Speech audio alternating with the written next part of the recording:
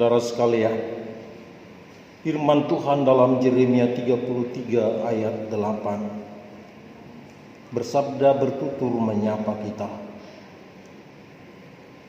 Aku akan mentahirkan mereka dari segala kesalahan yang mereka lakukan dengan berdosa terhadap aku.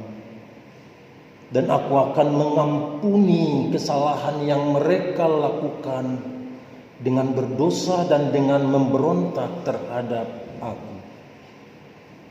Di atas janji Tuhan ini, saya selaku hamba Tuhan Yesus Kristus memberitakan bahwa pengampunan dosa sudah berlaku demi nama Bapa, Anak, dan Roh Kudus bagi setiap saudara yang dengan sungguh-sungguh menyesal, mengaku kepada Allah, dan bertobat dari semua dosanya. Amin.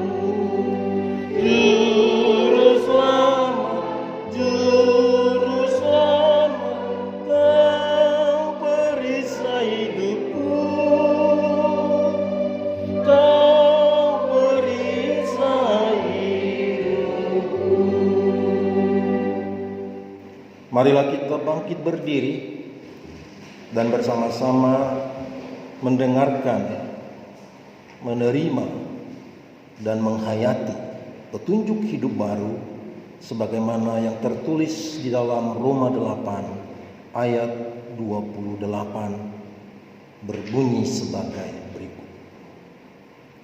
Kita tahu sekarang bahwa Allah turut bekerja dalam segala sesuatu untuk mendatangkan kebaikan bagi mereka yang mengasihi Dia, yaitu bagi mereka yang terpanggil sesuai dengan rencana Allah. Kiranya Roh Kudus menolong kita mewujudkan kemuliaan Allah dalam hidup kita dan di seluruh dunia.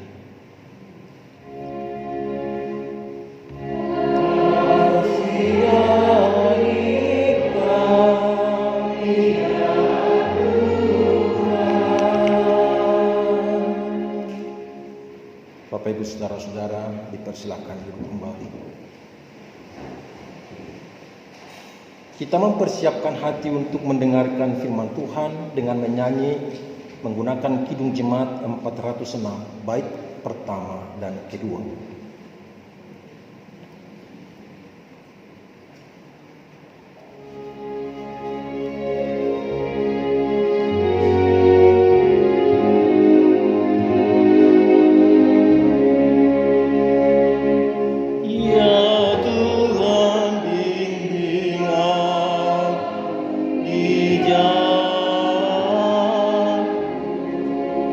Sehingga ku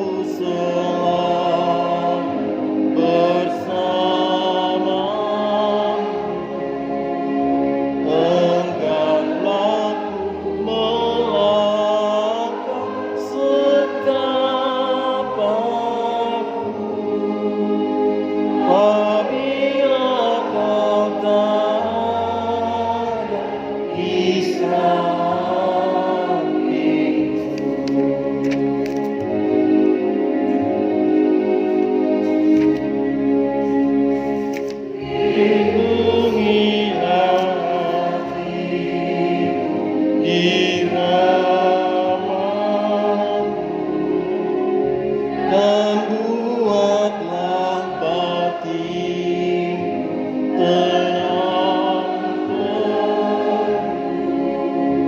dekat kakimu saja ku mau remah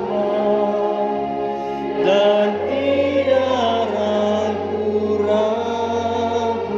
ku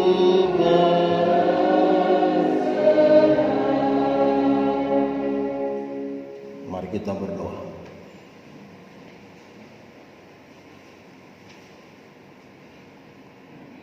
Kami percaya Tuhan, setiap udara yang kami hirup, saat kami bernapas, adalah bentuk anugerah Tuhan dalam memberikan kehidupan dan keselamatan bagi kami.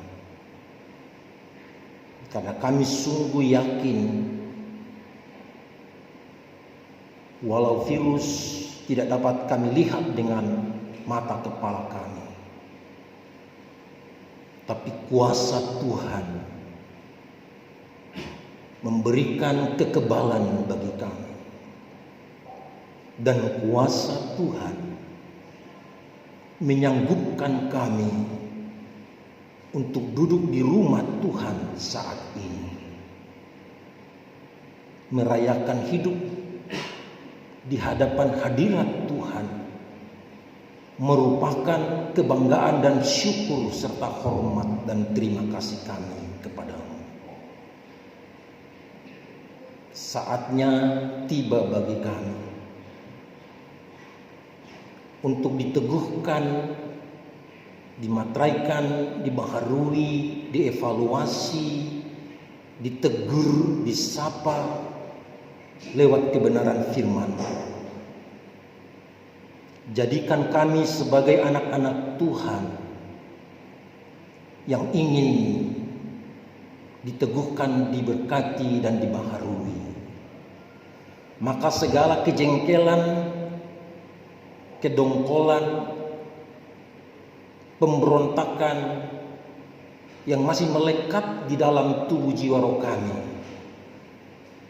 tertolak dengan sendirinya dengan kuasa darah Kristus. Sehingga setiap kami, pribadi lepas pribadi, keluarga lepas keluarga, ingin mendapatkan kekekalan dan keabadian, sukacita dan kebahagiaan selamanya dan yang sempurna, hanya melalui kebenaran sabda-Mu. Berfirmanlah ya Tuhan kepada kami yang telah duduk dengan tertib di rumah pemujaan-Mu ini, karena kami telah memiliki kesungguhan, memiliki kerinduan yang datangnya daripada-Mu. Tuhan menyertai kamu.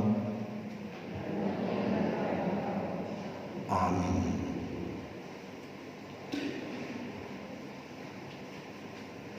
Pembacaan firman Tuhan Minggu Pentakosta yang ke-24 hari ini, Minggu tanggal 22 November,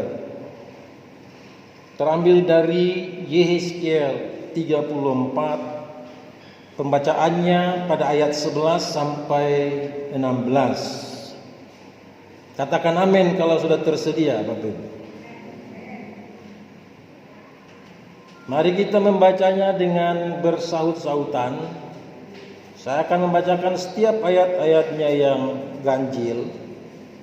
Bapak Ibu saudara-saudara membacakan setiap ayat-ayatnya yang genap. Dan nanti di ayat yang ke-16 kita bersama-sama membacanya. Yehezkiel 34 ayat 11 sampai 16. Sebab beginilah firman Tuhan Allah. Dengan sesungguhnya aku sendiri akan memperhatikan domba-dombaku dan akan mencarinya.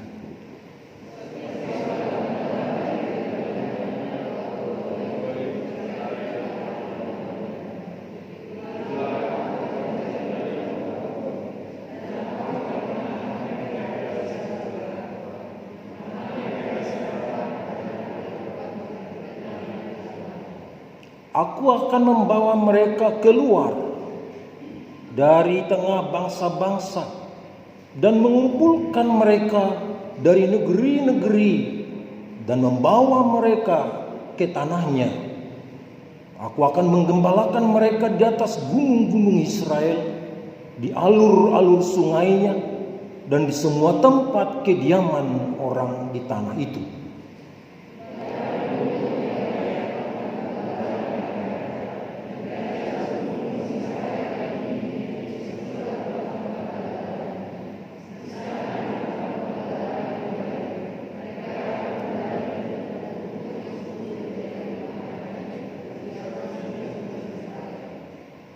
Aku sendiri akan mengembalakan domba-dombaku, dan aku akan membiarkan mereka berbaring. Demikianlah firman Tuhan Allah bersama-sama, ayat 16, 1, 2, 3. Yang hilang akan kucari, yang tersesat akan kubawa pulang, yang luka akan kubalut, yang sakit akan kukuatkan, serta yang gemuk dan yang kuat akan kulindungi. Aku akan menggembalakan mereka sebagaimana seharusnya. Demikianlah firman Tuhan. Yang berbahagia ialah mereka yang mendengarkan firman Allah dan yang memeliharanya. Kita nyanyikan bersama, haleluya. Haleluya, haleluya, haleluya.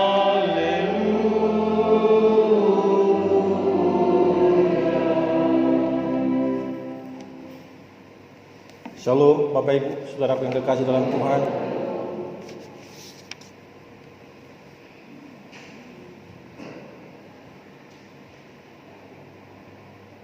Selama bulan November kita akan 5 kali beribadah. Tinggal sekali lagi, yaitu minggu depan tanggal 29. Tapi dari sejak minggu pertama, kedua, ketiga, dan keempat hari ini, kita sama-sama disuguhkan tema khotbah dari sinode yang kita miliki, yang kita dukung, yang kita doakan, yaitu tanda anak-anak Allah. Pertama, menyucikan diri. Itu dari pertama Yohanes 3 ayat 1 sampai 3. Yang kedua, percaya dari Mazmur 78 ayat 1 sampai 7. Yang ketiga, menikmati shalom Allah dari Hakim-Hakim 4 ayat 1 sampai 7. Dan hari ini anak-anak Allah, tanda anak-anak Allah terpelihara. Yeskel 34 ayat 11 sampai 16. Bapak Ibu saudaraku yang kekasih dalam Tuhan, kita disebut anak-anak Allah. Mungkin sudah dikhotbahkan, semoga demikian. Tapi kalau belum dikhotbahkan, saya akan uraikan sekonkret mungkin walaupun dengan pendek. Kalau kita disebut anak-anak Allah, berarti kita sudah melewati sebuah proses pemilihan. Ada proses yang kita lewati sehingga kita disebut anak-anak Allah karena dipilih.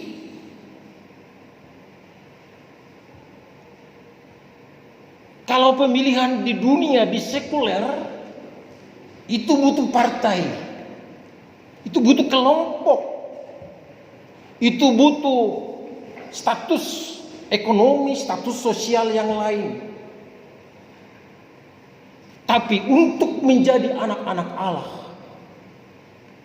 alat ukurnya tidak mempergunakan tanda-tanda sekuler.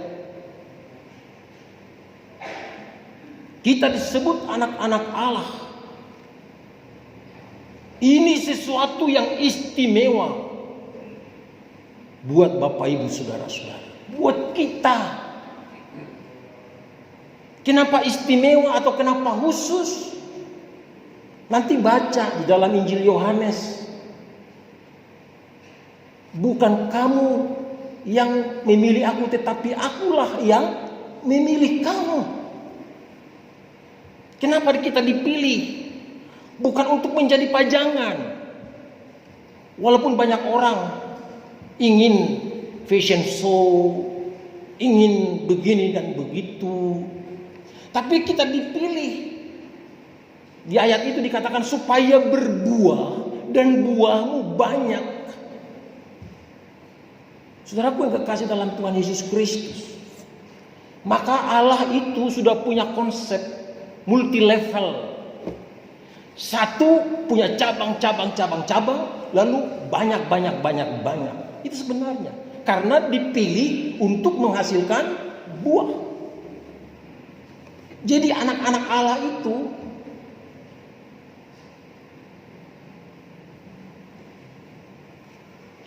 berproduksi.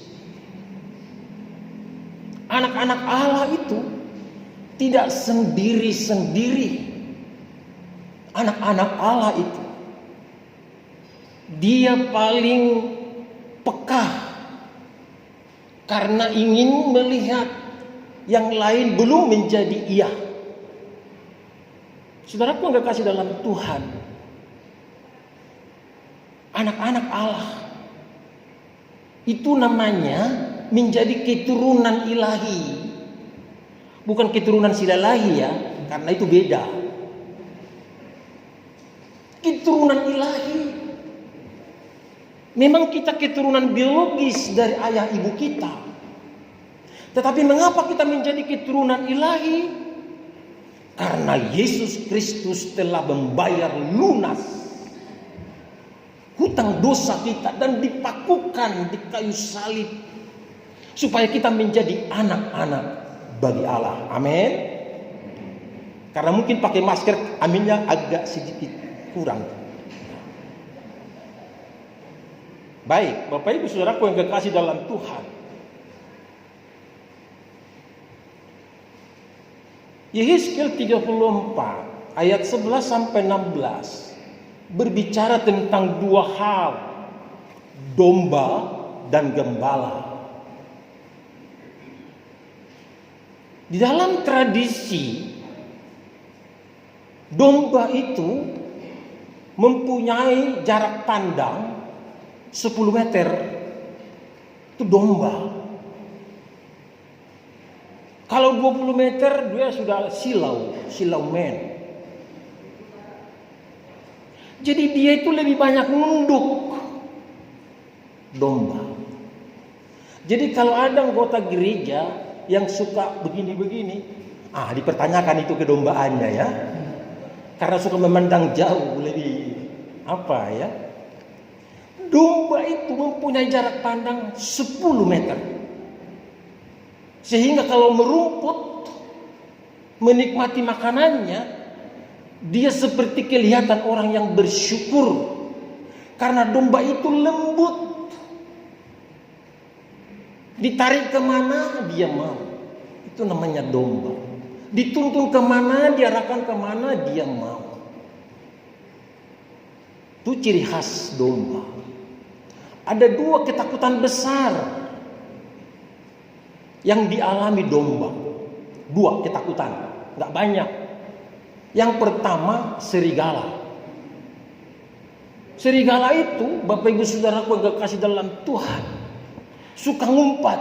Jadi suka julurin kakinya ke depan. Setelah dekat dengan domba baru diterkam, dimangsa. Dekat-dekat pola seperti itu ada pepatah yang mengatakan serigala berbulu domba. Maksudnya serigala berbulu domba itu ialah dia memirip-miripkan dirinya dengan domba secara lahiriah atau fisik. Tapi secara nurani dia tetap serigala yang ingin memangsa. Tapi domba juga sering juga atau pernah juga ingin memangsa.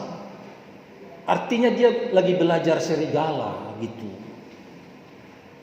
Jadi kalau kita sudah ditetapkan Tuhan jadi domba aja seterusnya dan selamanya. Amin Bapak Ibu. Dituntun mau karena memiliki jiwa yang lemah lembut. Nah, domba itu kenapa jarak pandangnya 10 meter? Dia akan diawasin oleh seorang gembala yang memiliki tongkat.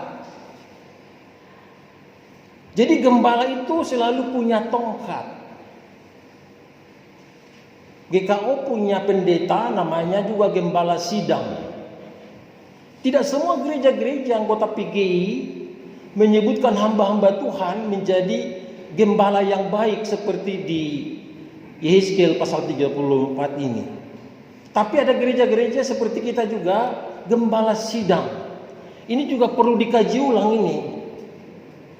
Kalau gembala sidang itu artinya gembala yang suka ngumpul dan rapat. Sementara situasi sekarang ini kan wabah pandemi virus corona COVID, tidak boleh berkerumun, nggak boleh.